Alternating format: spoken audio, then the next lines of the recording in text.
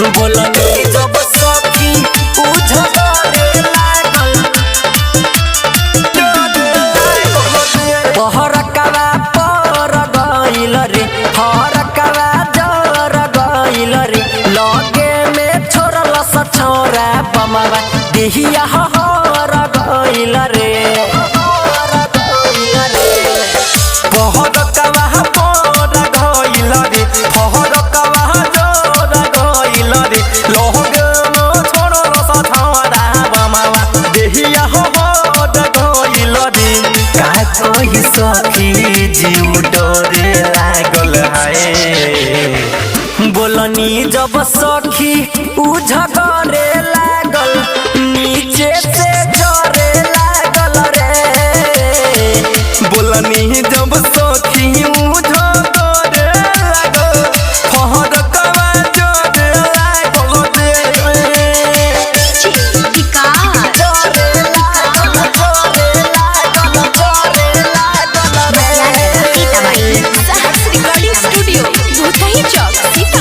बोलनी जब सखी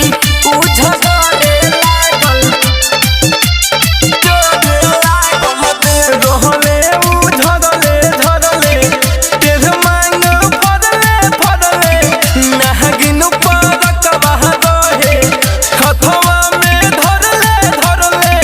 हथवा में धरले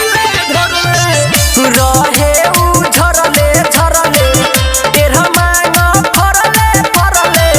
नागिन परकवा रहे हथवा में धरले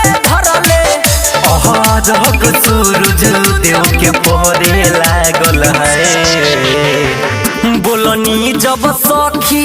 उझगरे लागल नीचे से झरे लागल रे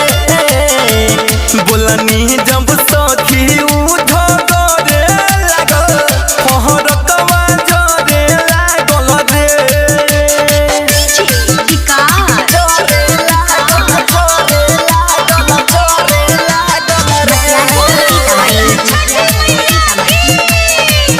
बोलनी जब सखी उझगरे लागल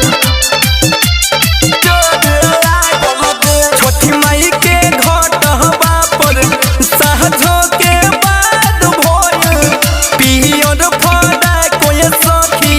सादा बर्बाद भइल छोटी माई के घाटवा पर साँझो के बाद भइल पियर फड़ा कहमर सब बर्बाद भइल नीते सखी से कयरुन लरे लागल है बोलनी जब सखी उझगरे लागल नीचे से झरे लागल रे बोलनी जब सखी उझ